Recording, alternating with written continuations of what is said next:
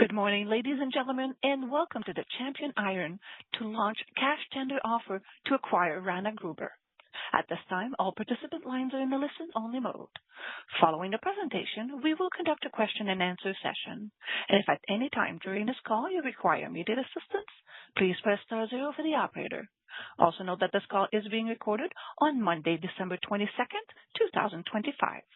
I would now like to turn the conference over to Michael Marcotte. Please go ahead, sir. Thank you, operator, and thank you, everyone, for joining us on this call, somewhat last minute here for the holidays. We're very excited to talk to you about this opportunity.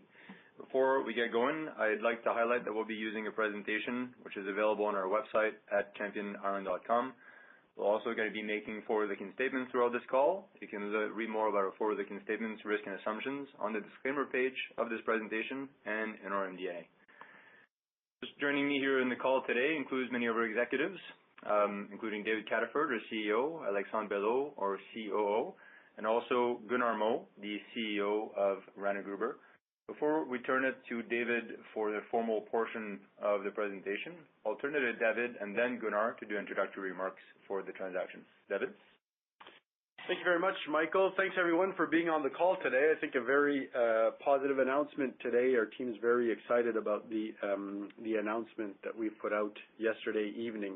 I think over the years, Champion has built a strong foundation by delivering projects on time and on budget at Bloom Lake, and again, just finalizing a project now to be able to enter a new product, be able to deliver 69% FE material to the market, and diversify our client base to customers that are closer to home. I think the focus for us to deliver on high-grade iron ore has not changed, and when we look at the acquisition that we've announced yesterday, it continues our growth in the high-grade space. We've looked at many different opportunities across the globe in the past years. Timing was either not right for us. We were building a foundation, delivering on roughly about 7 years of CapEx investments to build that foundation. But now that we're delivering one of our main projects, the DRPF project, to deliver our new product, we thought the timing was right and the opportunity was right for us to be able to propose this acquisition for Rana Gruber. When we look at the globe, it's important for us to be able to work in top jurisdictions. Canada and Norway, I believe, are two very good jurisdictions to be able to operate mining projects.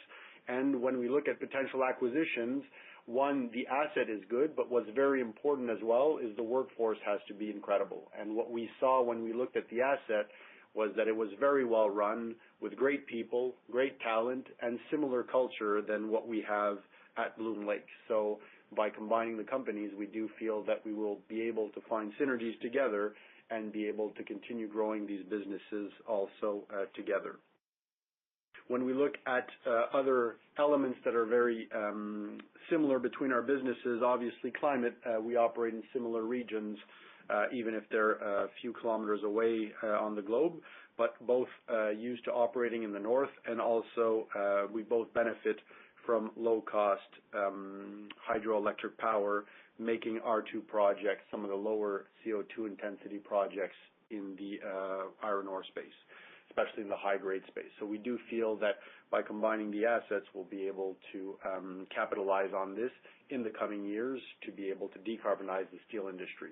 So again, very excited to be able to propose this transaction. We'll go through the various elements, how we propose to fund the acquisition, and also where we see benefits by this. But I would like to turn it over to Gunnar, with whom I spent quite a lot of time in the past months, to be able to give introductory remarks as well. Thank you, David, and also thank you to everybody listening in. My name is Gunnar Moe, and I am the CEO of Rana Gruber. This is an important moment for us, and I want to share briefly who we are and why this partnership makes sense. Rana Gruber is more than a mining company. We have been a cornerstone of Norwegian industry for over 60 years, supplying high-quality iron ore to the European steel industry. Since our listing in 2021, we've delivered strong results, both financially and operationally, and this year we reached a major milestone, producing iron ore concentrate with 65% iron content. We are Norway's only iron ore producer with a large, high-quality resource base and a skilled team. Our optimal location and proximity to the European hubs gives us a significant competitive advantage. However, our people are the foundation of everything we do, and the culture of competence and safety is what sets us apart. Over the past months, I've seen how closely Champion Iron shares our vision, with a focus on high-grade iron ore and decarbonizing steel.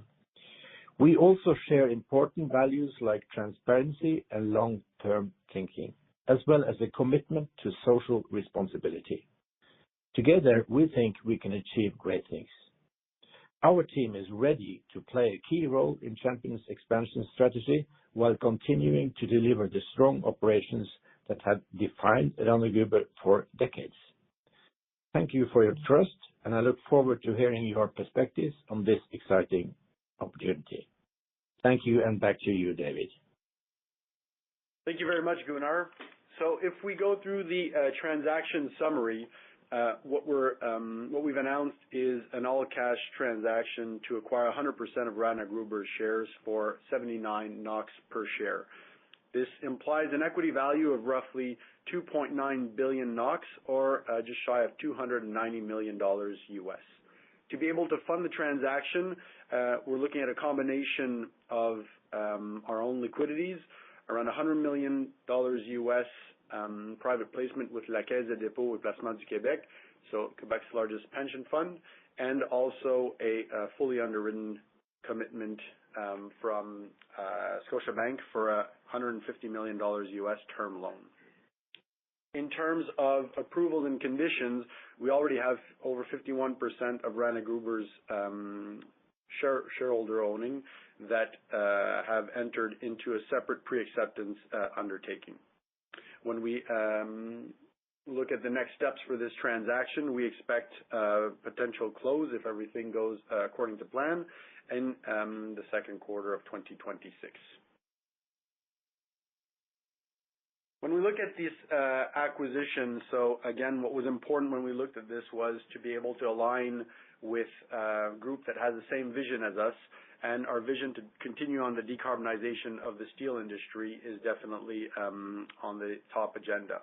To be able to align with a company that delivers tons into the European market, which is definitely one of our targets, to be able to increase the amount of sales in the future, was beneficial for us.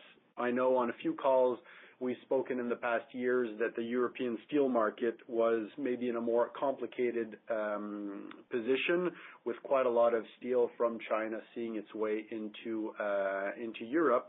But we have seen recently Europe have plans to be able to change that in the near future and also in the medium future. So as you know, CBAM is coming into effect next year, and we'll see financial implications of that following and ramping up. And having two of the lowest CO2 intensity iron ore mines in the world in the high-grade space, Bloom Lake and Rana Gruber, we do feel that we'll be able to benefit from that new regulation coming into Europe. Shorter term, what we have seen as well is the European market has announced recently that they are looking to implement tariffs on various steel imports. So again, supporting potentially more steel being produced in the region. When we look at the jurisdictions, I also think important to be able to highlight that this combination will have two assets in Tier 1 jurisdictions, Norway and Canada. Norway has historically been very supportive of natural resource development and is also very pro-business. So a very good jurisdiction for us to be able to enter when we look at this combination. I think what's important to highlight as well is that the team at Rana Gruber has delivered on expectations. They've got a very strong track record, and they've also got great expertise that I think by combining these two assets we'll be able to benefit on the optimization at Rana Gruber and also at the optimization of Bloom Lake in the future. So we do see some potentials to be able to improve both of our sites with this combination. In terms of the asset, when we look at Rana Gruber, so a very well positioned in north of Norway, and a project that probably has a bit of a simpler logistics flow than what we have at Bloom Lake. So when we look at the asset, the mining operations are roughly about 35 kilometers away from the processing plant and from the port, so very short distance on the rail. We have seen that rail be extremely efficient, so definitely a positive compared to what we've lived through in the past years. But we do see some potential to also continue optimizing down the road. The port is right beside the processing plant, so another very positive portion in terms of the flow for the material to see its way to the various clients in Europe.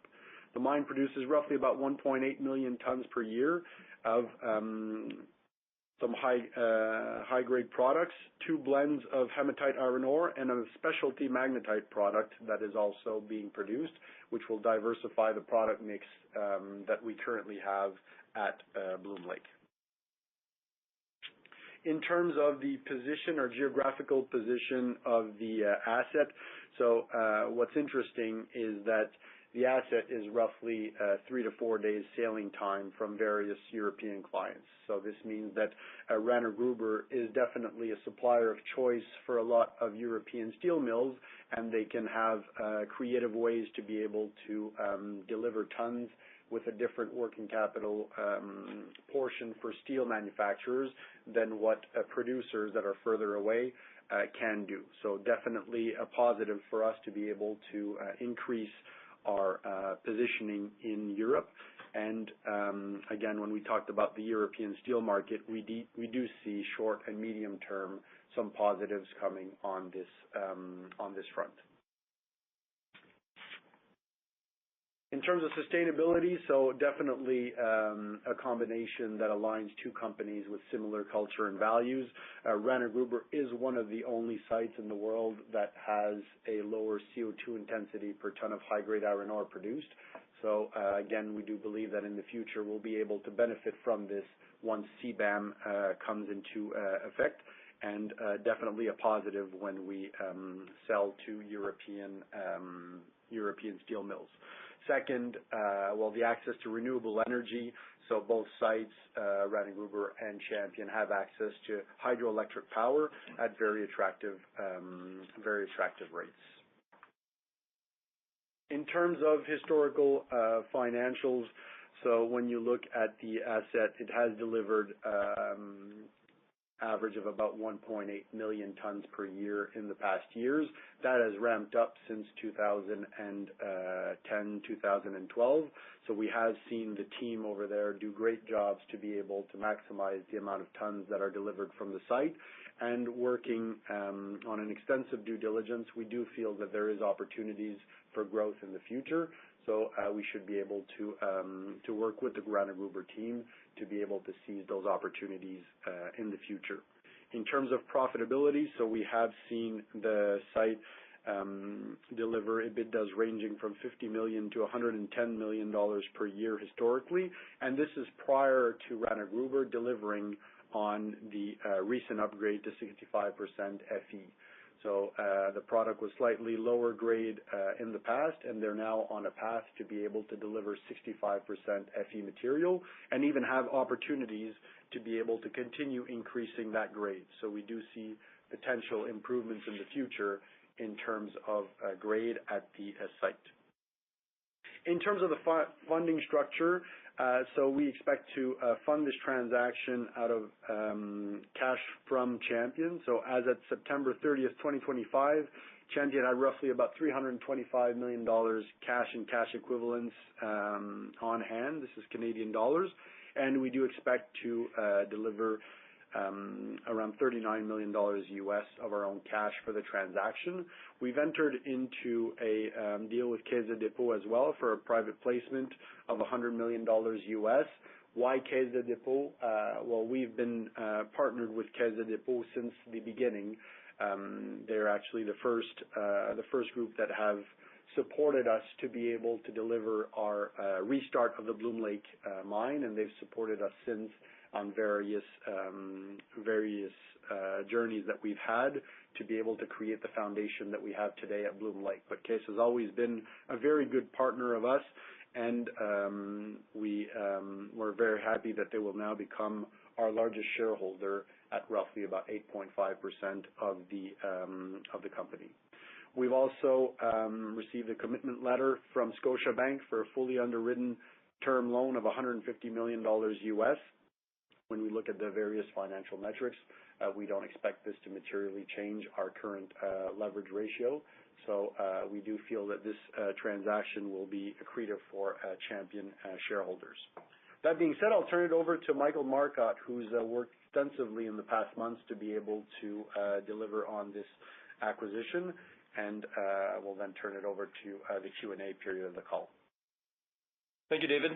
So just to continue on what David has said here, I mean, obviously this transaction offers bringing on a very stable and proven asset in the high grade to our portfolio, but also the funding structure enables an attractive proposition here for shareholders. So namely, when we look in the last 12 months, Rana Gruber has contributed an EBITDA that's close to 20% of the equivalent of Champion's and a bit more on free cash flow, as they have some elements that enables a strong free cash flow conversion. And when we look at the transaction and the funding structure, we're only diluting investors by 5% to onboard these additional financial benefits.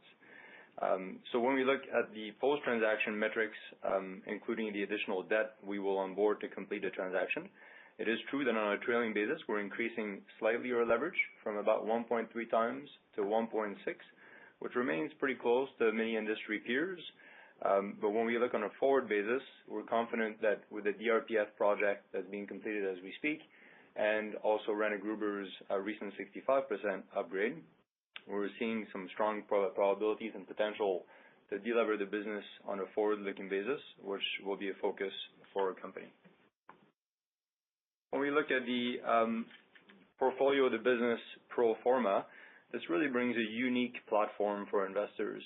So namely, we continue to have an exclusive focus on high grade, which is something that not many peers in the public markets have, but also having two very well proven assets with long mine lives in our portfolio to bring the additional stability and potential opportunities to collaborate on many fronts.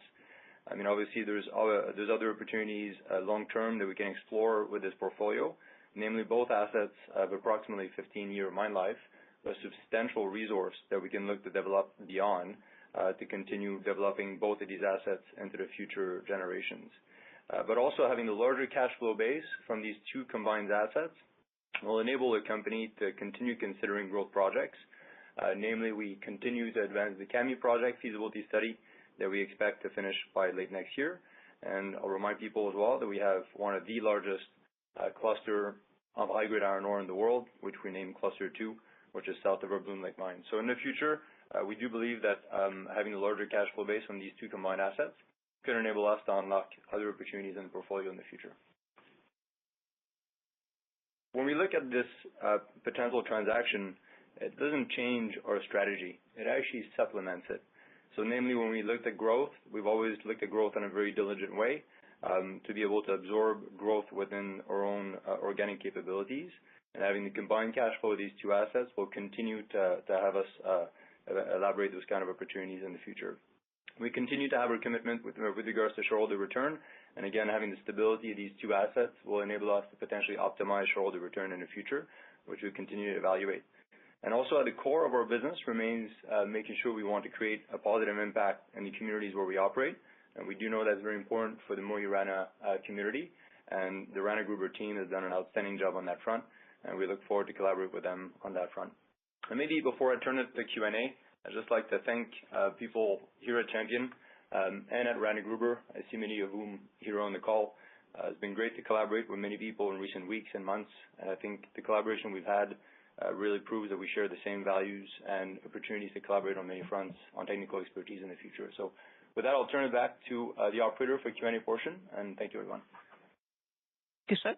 Ladies and gentlemen, if you do have any questions at this time, please press star followed by 1 on your touch-tone phone. You will then hear a prompt that your hand has been raised.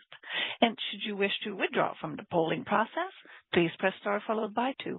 And if you're using a speakerphone, you will need to lift the handset first before pressing any keys. Please go ahead and press star 1 now if you have any questions. Thank you. And your first question will be from Julio Mondrago at BMO Capital Markets. Please go ahead.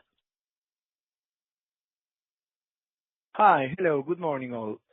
It looks like a good transaction considering all the operational features and financial multiples. Could you expand a little bit more on how this is likely to impact your shareholders' return policy? Should we assume lower shareholder returns while you focus on leveraging your balance sheet? That will be my first question. Hi, Julio. Thanks for the question. So our strategy is not to be to lower our shareholder return strategy. So when we look at the next steps, this combination is actually increasing the cash flow basis of the combined companies. So we do feel that in the future this will benefit shareholders, especially by being able to seize the premiums in the high grade space together. Perfect. Thank you very much. Maybe another question, if I may. So, what are the key? You already talked about the operational and financial synergies, but apart from working capital and the increasing output, what are the other key operational and financial synergies that you are expecting from this transaction? And also, do you expect Rana Gruber's assets to increase their output in the medium or long term, or they will be producing between 1.8 and 1.9 million tons per annum, for the life of mine? Yeah, thanks for the question. So when we look at the next steps for Rana Gruber, we do believe in the future that we'll be able to find ways to be able to optimize the output.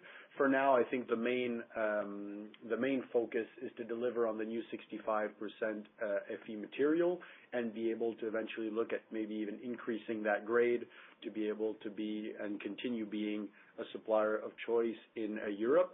This transaction definitely helps us consolidate more tons into the European market. We do believe it's going to open some doors in terms of Bloom Lake material to be able to also supplement or look at ways to be able to optimize the two products or the three products into an even better blend for the European market and also for North Africa. So I do see a lot of synergies in terms of product and client base.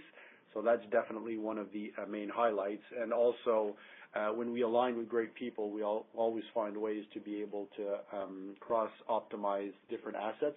So we do believe that we'll be able to have some optimizations also at the Bloom Lake front by this combination.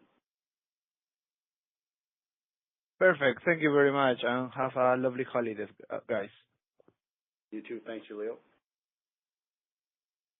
Next question will be from Craig Hutchinson at TD Cowen. Please go ahead. Hi, good morning, guys. You talked about just the timing around the transaction, but I'm curious to hear just a little more thoughts on that. Just given how many internal growth opportunities you guys have with the ramp up of the DRPF project, the potential to add another DR line at Bloom Lake, CAMI, pelletization, et cetera, even optimization of Bloom Lake. Does this project just generate a better IRR than your internal projects? I'm just kind of curious again on the transaction timing. Yeah, thanks for the question, Greg. So when we look at this transaction and the timing, I mean, obviously, we don't always choose the timing when these opportunities become available. I think when we look at the foundation that we've built, I think we were ready to be able to go down that path. When we look at our internal projects, we've got a few that are a few years down the road. So even if you look at potentially a phase one DRPF project, we need to be able to deliver on our current DRPF project, be able to place those tons closer to home, be able to materialize that premium. So we're obviously not in a situation where short term we're going to take a decision on building another plant. There's always the opportunity of us combining the tons at Bloom Lake, as you know as well. So we do have potential to maximize the premiums for our material, potentially by blending down some tons of our 66% with the current 69%. So there's a lot of elements that we'll be delivering this year. When we look at Kami, we're permitting right now. We still haven't taken an FID, and if we decided to go forward, we probably have 2 to 3 years before there's even a single capex dollar coming from Bloom Lake to be able to fund the construction on a project like Kami. So even if we have great opportunities within our company, sort of medium term, I think the timing is actually pretty good to combine with Rana Gruber, and in the future be able to increase the cash flow generated by both assets, and that'll allow us to deliver on those growth initiatives. Okay, great. Just in terms of, you can provide some detail on the trailing EBITDA, but free cash flow wise, is the Rana Gruber assets, if you could speak to the free cash flow yield in terms of the acquisition, but just are there any major investments that need to be made at Rana Gruber just that could impact free cash flow from that asset here in the next sort of 12 months? Thanks. So if you go to the Capital Day market that Rana Gruber just had, they had identified certain projects going forward. There's one that is a revamp of a crusher that they potentially have, and they do have a potential to go to 67% Fe material. So there were some projects, but obviously when we look at the combination, we'll be able to look at this together and see what's the best potential timing for this. Apart from those two projects, we don't see any material capex elements in the short term. But if we do find ways to optimize the site and be able to increase the output going forward, I do think it's a product that the European market and North African market is going to want. So there might be ways to be able to optimize the output going forward. But apart from the two capex projects that I mentioned, which we'll be reevaluating with the team, we don't see any other elements in terms of capex projects. Okay, thanks. So maybe just one last question for me. You mentioned the benefit from the CBAM coming in, getting phased in. Can you give us any sense what that would mean in terms of potential premium you guys would receive, whether percentage-wise or on a per ton basis? Just give us a sense of what that value is as you shift to marketing more in Europe. Yeah, thanks for the question, Craig. It's a bit tough to answer that clearly right now, as this is coming into the market next year, and as you know, it's a ramp up in terms of the actual impact. When we look at projects like Rana Gruber, definitely this is going to help on all fronts because it's pretty much the lowest CO2 intensity iron ore in the high grade space in the world. So anything that the steel mills save, definitely will be able to get a portion in terms of the Rana Gruber concentrate. We'll even be able to benefit on the Bloom Lake front, but it's very tough to give an actual dollar figure right now until we see that actually unfold. Thanks, and yeah, happy holidays. Thanks, Craig. Happy holidays to you too. Once again, ladies and gentlemen, a reminder to please press star 1 should you have any questions. Thank you. And your next question will be from Fedor Shabalin at B. Riley Securities. Please go ahead. Thank you very much, operator, and good morning, afternoon, everyone. Congrats with the transactions. My first question is about private placement. Is there any lockup provisions and potential selling restrictions applicable to Lakai's shares acquired through this private placement, and what timeline considerations should investors factor in regarding potential overhang from this approximately 8.5% stake, if anything? Thank you. Yeah, thanks for the question. So when we look at Lakai's, they've been partners with us since 2017. So, I mean, they've been a long-term partners of ours already. By increasing their ownership, I do feel that Lakais is going to be a long-term shareholder of ours. But again, that's going to be their decision. I know there's a few on the call right now that is listening, but I think when we look at where we're positioned, where we contribute, how we've also been very accretive for La Caisse in the past years, I do feel that this is a long-term partnership. When we look at lockups, there's small lockups, but realistically, I think it's more the positioning and the long-term implication that we've had together in the past that is, I hope, guaranteed in the future. Thanks very much, David. And my follow-up is it's about growth prospects for the Norwegian assets. I heard you already touched on these, and you mentioned potential for additional improvement beyond the recent upgrade to 65% recovery rate, right? So should we expect like a DRPF like project in Norway just to grow percentage even higher than 65? So let's say, I don't know, 67, 69, like DRPF target. And regarding cash costs, looks like we're approximately in line with Canadian assets as of most recent completed period. Just confirm if it's correct. And additionally, if you could provide more detail on synergies, like particularly any quantification of each, even roughly, that would be super helpful. Thank you. Hey, thanks. I think that's the longest question I've ever heard, so I'll try to address every point, and if I missed some, just please get back to me. But when we look, if I go backwards in your question, so in terms of cash cost, they actually position better than what we have at Bloom Lake or what we see with typical Canadian assets. So when you look at their all-in sustaining, they're definitely lower than what we have. So we think they're better positioned on the cost curve compared to us. In terms of corporate tax as well, so almost half of what we have here in Quebec versus what you see in Norway. So that's another definite benefits in terms of the free cash flow that can be generated by the asset. In terms of synergies, again, the synergies are much more on the product base and on the collaboration that we have to potentially optimize in the future. But we do think there's ways to be able to optimize the site, as we mentioned. In terms of optimization, so there's two different elements. One, Rana Gruber has just started to deliver on the 65%, so that's impacted their recovery. We do feel that by working together, we'll be able to increase the recovery and be able to maximize the output from the asset. So that's step one. Step two could be to be able to go to 67%. So Rana Gruber has announced publicly that they have a project to be able to go to 67%. As we mentioned, that'll be reevaluated to see if there's better ways for us to collaborate on that front. But there is a possibility to go to that level. And again, it's at a ratio, a capex ratio that's much lower than what we've had to do at Bloom Lake to be able to deliver the same project. Again, on less tons, obviously, on 1.8 million tons, but when we look at the cost to be able to do that, it was lower than what we could have expected for that kind of quality.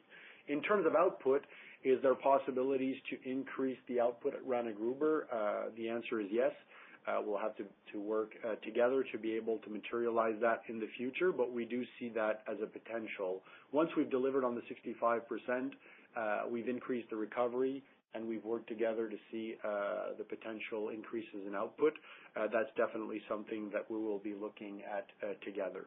I don't think Rana Gruber will ever become a 10 to 15 million ton per year operation, but every ton that we can increase from that operation, I think will be accretive for all shareholders. I don't know if that touched all the points, Julio.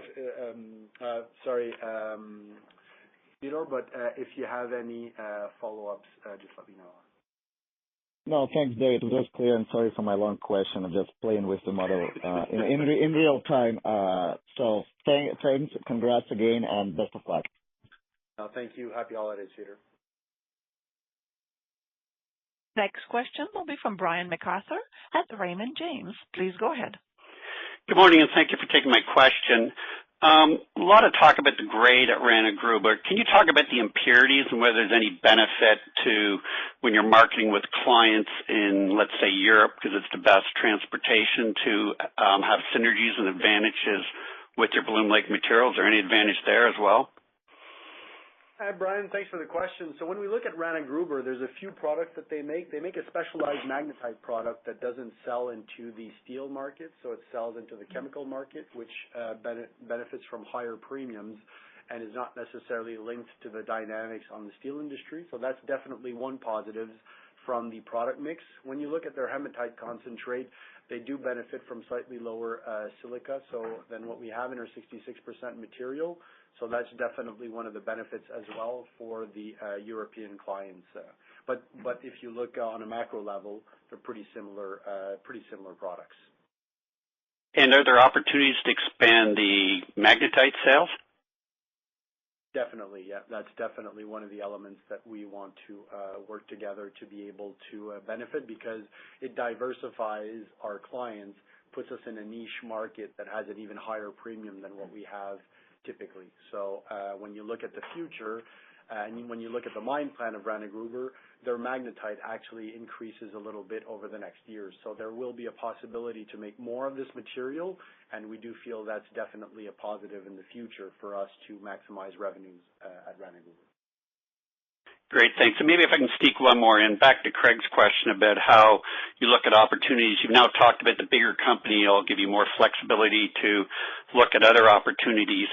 Should I be thinking about those as your internal Quebec opportunities, because obviously you have lots of options there, as he said, or should I be thinking about perhaps there's other Rana Grubers out there that you can still do to diversify your production bases even more?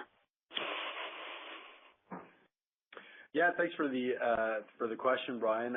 Again, I think when we add this asset, there's going to be some competing projects, and we'll be able to see which ones have the best benefit for our shareholders.